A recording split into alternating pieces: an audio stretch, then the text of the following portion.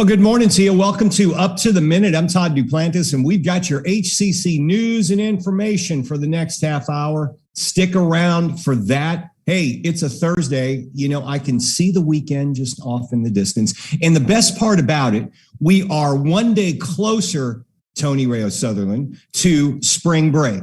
Believe it or not, it's only about a week away. Here we actually take off a week during spring break at HCC, and I can already see that coming up. It seems like this semester, for some reason, since January, seems like 10 years. What do you think?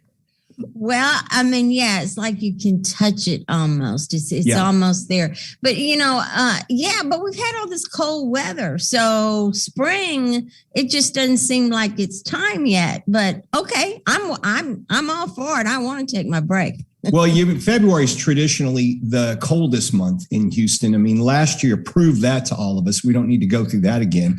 But it's been pretty chilly. It's beautiful today, though. If you haven't been outside, make sure you do so. It's beautiful out there. Picture perfect day again. And they say it's going to be this way at least for another few days. So enjoy it while you can. Hey, for all of you watching us on Facebook and YouTube, thanks for joining us this morning. We're live every morning when HCC is in session, most days, I should say, live at 10 a.m. for Up to the Minute. You can catch the rebroadcast on HCCTV at noon, 5 and 10 p.m. for your viewing pleasure.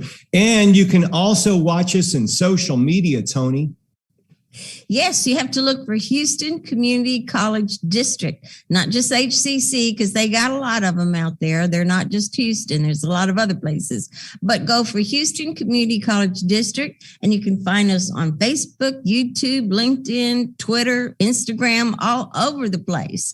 And follow us. And what else you have to do? Follow us, share us, like us. You know, that was it. All those words. Okay. Yes. All right. Thanks for being here, Tony. Thanks for sticking around. You're going to be around for the rest of the show, I hope. If you're not leaving, we're interviewing this next guest. I'm not going anywhere. You're not going anywhere. All right. Henry Yao's joining us. He's the Public Relations Promotions Director for the Children's Museum of Houston, our Thursday virtual family fun day guest. Henry, always good to see you. It's good to see you as well. Thanks for having me. Yeah, so you guys have a big celebration coming up for Black History Month, some events this weekend. I know we mentioned before the show started about a drum circle. When you get to that, limit the conversation with Tony because it'll go on for the whole 10 minutes. Okay, I'm just forewarning you. If you want to fit in some new and other information besides the drumming, because she's a drummer, you'll hear all about it. So we'll get to that shortly. But we're looking forward to hearing a lot of things you got going on out there, Henry. Absolutely. All right, stick around. We'll be with you in about 10 minutes. Okay, joining us once again on the show. We're always glad to see her. She's becoming a regular fixture here. Dr. Helen Graham, the Interim Dean of HCC Liberal Arts and Humanities and Education. Helen, it's good to see you always. Thank you. Thanks for having me again. Yeah, welcome back to the show. This time we are going to be talking about something a little bit different. We've always talked to you about the Sugarland 95 case that's been going on and your research there, which is phenomenal, by the way. But today we want to talk about Houston's historic Black cemeteries. Maybe now, I remember seeing some of these in the downtown area. I believe, correct me if I'm wrong, but there was one or is one along Dallas, I believe, Dallas Avenue near the downtown area. But maybe you can tell us about some of the ones that are notable in the Houston area and where we are with preserving these today. Okay, so before we get started with Houston, let me start on a broader scale here. Historic Black cemeteries across the country have been desecrated for decades in the name of economic development. Yeah. One such cemetery, I don't know if you have the pictures there, but we one do. Such cemetery is, and I can't see what's there, so I'm just going to. You can go through the list because we've got them all and we'll put them up while you're talking about them. Okay. So the Lost Zion Cemetery. This is a cemetery you can't tell just by looking at the surface of it because we have to use ground penetrating radar, which was used, and they located 120 coffins that's buried underneath an apartment complex in Florida. This is the Robles Park Village apartment complex. This cemetery was established in 1901. Wow. Another such cemetery, the King High School, this is actually in Florida as well. You can't tell there, but the Ridgewood Cemetery, established in 1942, was a segregation era cemetery, and there were 150 coffins beneath the King High School in Florida. Also, there's a Florida parking lot. There are 44 graves that were detected that's underneath that parking lot. One of the something that just really tore my heart apart was the Colombian Harmony Cemetery. So Virginia State Senator Richard Stewart and his wife, they bought a piece of property, and they were walking along the beachfront when he noticed what looked like a headstone. And they continued to walk, and they noticed more objects that looked like headstones. And before you knew it, the whole area was like a 2-mile stretch of headstones that were thrown in the Potomac, and they are used as riprap. Those headstones came from the Colombian Harmony Cemetery. This cemetery, there were more than 37,000 people interred there between 1859 and 1960. But in 1960, the cemetery was dug up. Individuals were relocated to make way for economic development. And so you can probably see in one of the pictures the Metro rail station that's there now. There are condos and there are shops there as well. Individuals who were buried there, Elizabeth Keckley was one. She was Mary Todd Lincoln's confidant. Philip Reed was interred there. He helped create the U.S. Capitol Dome's Statue of Freedom. There are Black Civil War Union soldiers who were interred there as well. So this is really heart-wrenching because we don't know for sure that all individuals were exhumed and relocated, but even if they were, descendants aren't able to tell which gravesite belongs to their ancestor because the headstones are in the Potomac. Let me ask you this, Helen, because there's something called restorative justice. Is that a movement to more or less right the wrongs? That's exactly what it is. So restorative justice is we recognize that a wrong has been committed and different organizations are working to correct those wrongs. And this is what's happening here in Houston as well. And I'll talk about that in a moment. But individuals, organizations, churches, they're all working together to restore historic Black cemeteries. And it's ever so important for these cemeteries to be restored, right? Because individuals, number one, no one wants to be forgotten, period. Two, absolutely. Younger people, well, everyone needs to know where they came from. They need to understand their family history. And it's ever so important for young people to understand their family history. Those who know more about their family history, they're more resilient, in part because they realize that they are not the main character in the book, but they are just one chapter in the book. And they realize that they come from something much larger than themselves. And so researchers and psychologists have conducted many studies and determined that those who know more about their family history are more resilient. So it's really important for us to restore these cemeteries and identify individuals who are interred. You mentioned about the national outlook and some of the heartbreaking stories there. Let's talk about the Houston metro area, because I do remember the location along Dallas. I believe when I was in news, we even did a few news stories on it. We're talking at least 20 years ago. Are you familiar with that particular cemetery? And what is the status of how we are performing restorative justice here in Houston? How are we rating at that? So there are several smaller cemeteries that we're working with, but the three most prominent ones are Olivewood, Evergreen, and College Memorial Park.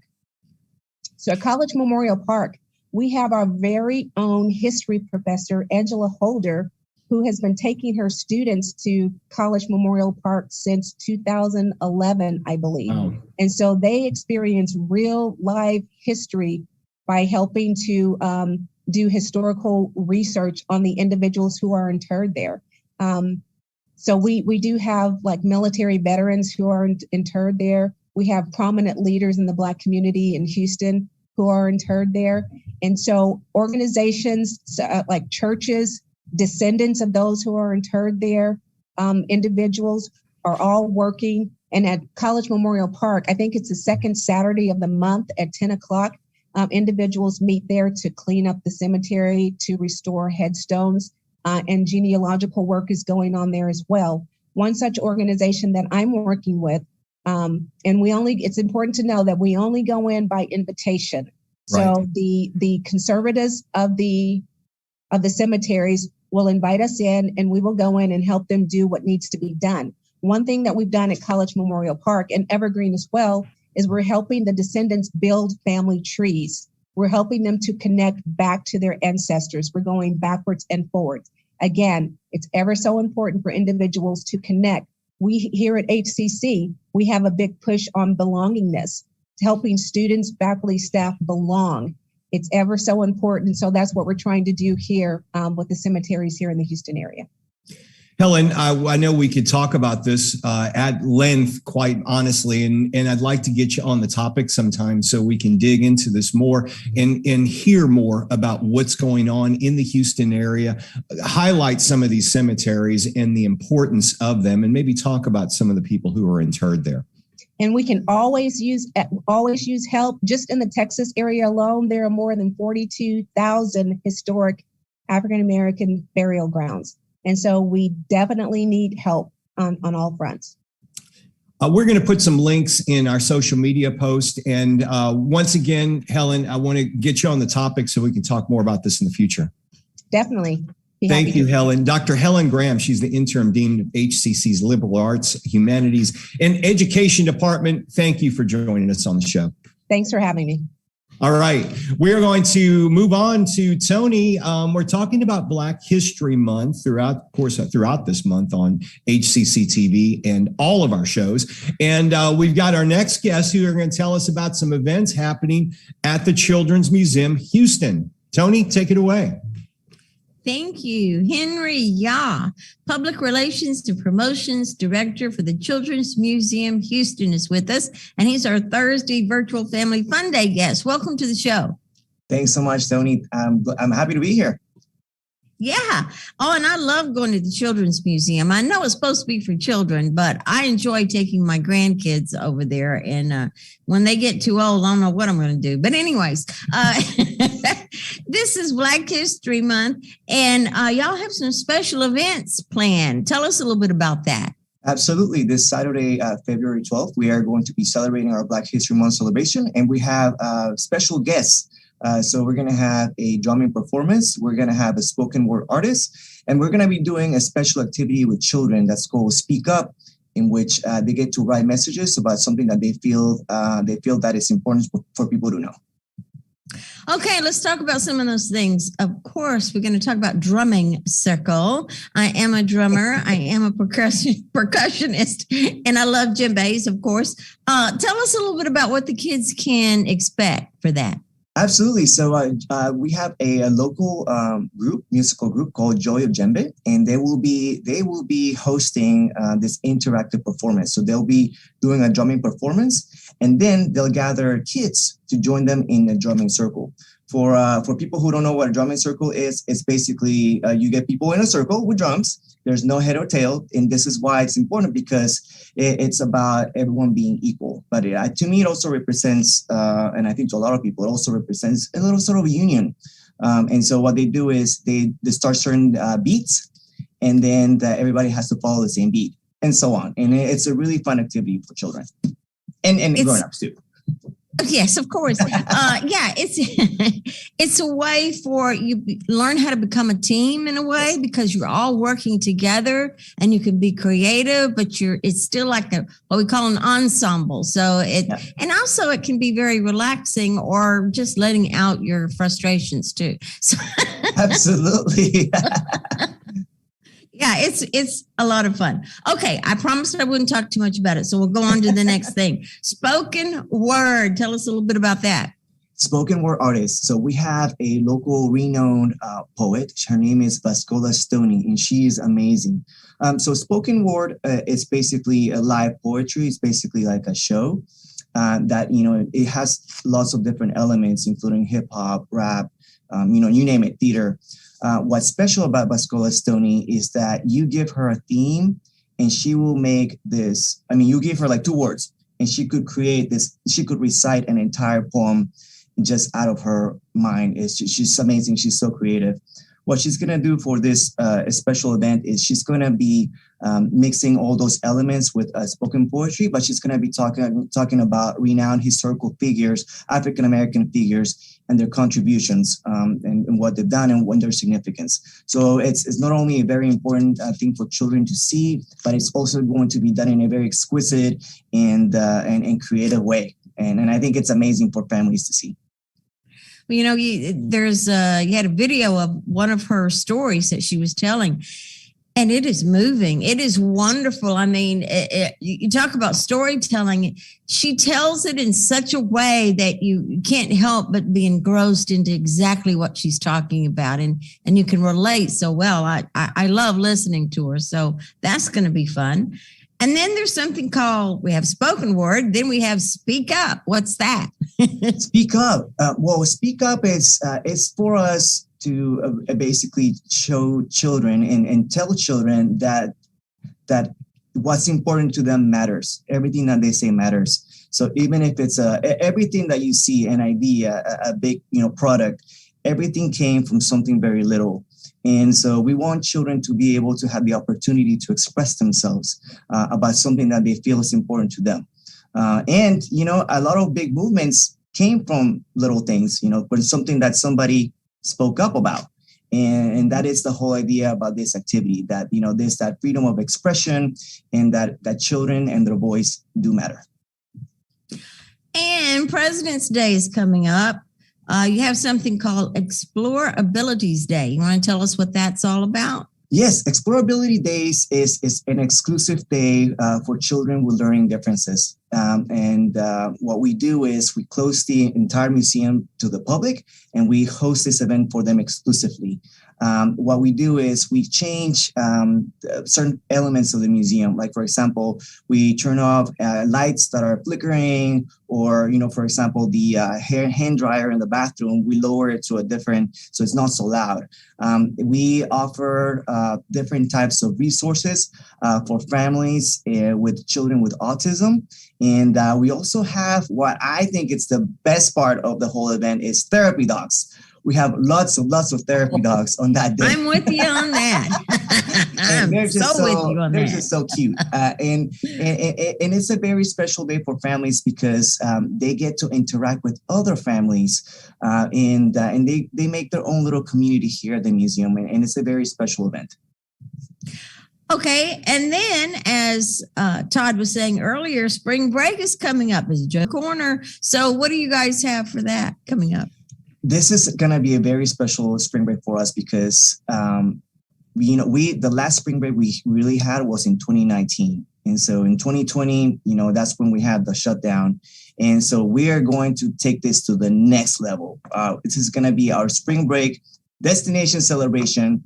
We're going to have every day, we're going to have bungee trampolines. We're going to have a 360 photo booth for families to take photos and share on social media, and lots of different performers every day. Like every single day, we have a different performance at 1 p.m. What's special to a lot of families for spring break, it's our annual Pi Day, which is, it celebrates the infinite number 3.14155 infinity. But it also happens to be Albert Einstein's birthday and celebrates the number pi. And so what we do on that day is we have a shaving cream pie fight. And it is awesome. I definitely want to be a part of that. Yes, I'll sign you up. Please. Yes, we literally shut down the street and to host this pie fight at 1:59 p.m. because that is the sequence, 3.14159. Okay. Exactly. So we do it at 1:59 and we have 2 teams and they literally go all out with their shaving cream pies. Love it. I love it. I'm going to sign you up. Please do. Please do.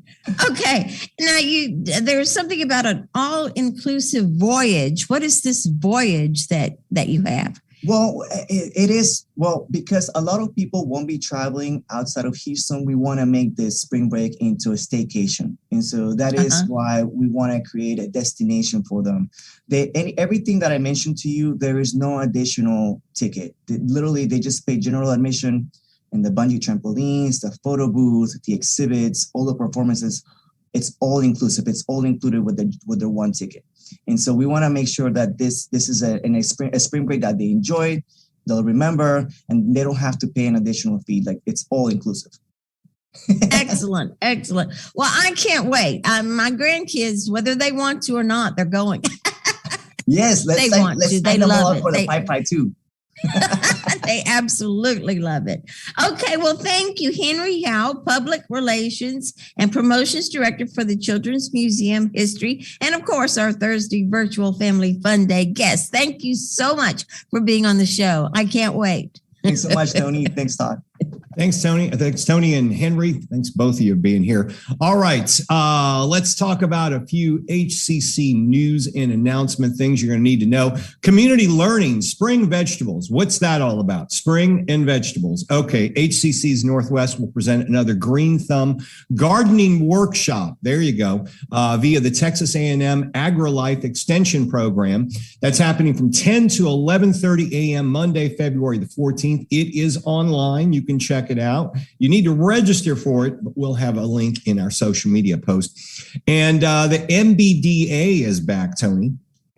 Yes, HCC's Minority Business Development Agency, and it's going to be in person. All this time they've had to do it online, but now it'll be in person. And of course, they target the minority business enterprises, and it will be from 11:30 to 1 p.m. Wednesday, February 16th. At the Houston MBDA Business Center, and we'll have a post about that after the show. Okay, suicide prevention for the veteran community, very important subject. HCC's Counseling and Ability Services is offering a suicide prevention workshop for our veteran community. The presenter is Andre L. Napier. He's Reach Vet Coordinator, VA Medical Center. Noon Thursday, February the 24th. You got a little time before that one. We'll have a link in our social media post where you can register to attend. And it's right. February is also financial aid month. Time to make sure you know all the ins and outs of what you need to do to get money to pay for college. All that's happening, Tony. It's not as difficult as one may think. I mean, it sounds like it is, but it's not. Actually, the very first thing you have to do before you do anything else is to fill out your FAFSA form. It's FAFSA. It's an application, and it's sent out to the federal government, and it also covers state and all this other stuff. Fill that out.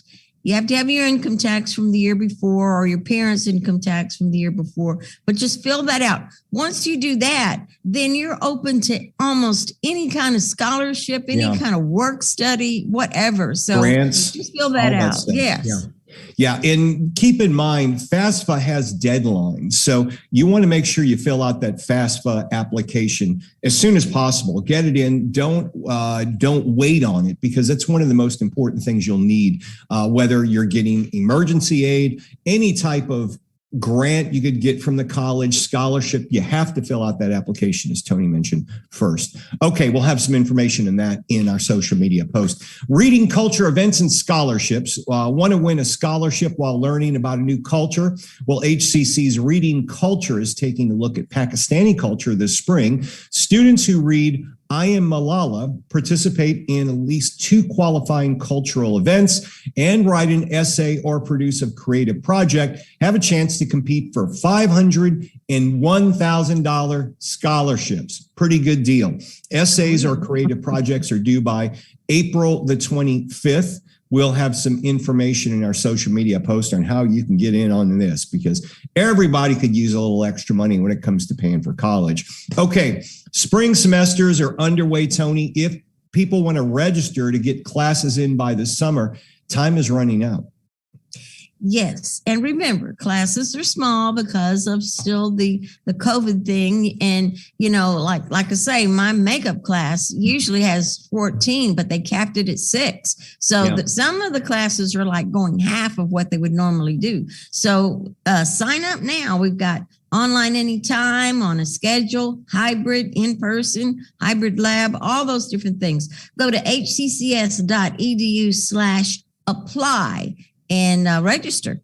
Yeah, make sure you apply today. Your time is running out. Otherwise, we'll be in the summer, and then you'll definitely have to take some accelerated courses if you need to get credits in. Okay, tomorrow on the show, it's going to be #Finally Friday, by the way. We'll continue our focus on Black History Month, where we will feature some of HCC's leaders, such as James Mabel. You know him, you love him. He's the Director of Career Services, but also the new host of Veterans Voice right here on HCCTV. So we'll talk to James about that tomorrow. And it's Film Friday, and we'll feature the Black Film Festival, all that and more. And Tony, you're taking tomorrow off from the show, right? Yes, I am. I'm taking tomorrow off from the show, but I'll still watch it. You'll watch it, good. But you know who'll be here? The sports maven himself. This man, he picks the teams. So we're going to ask him what his thoughts are towards the Super Bowl, even though his team didn't make it. We'll talk to him about that. We're talking about Frank Cooper is back on the show tomorrow. So he'll be joining us as a co-host. I'll be at HCC TV. Tony will be home. And one way or another, we'll all be back on Monday at 10 a.m. on Up to the Minute. But meanwhile, have a great rest of the day. Tony, we'll see you Monday. See you Monday. All right. And I'll see all of you tomorrow live at 10 a.m.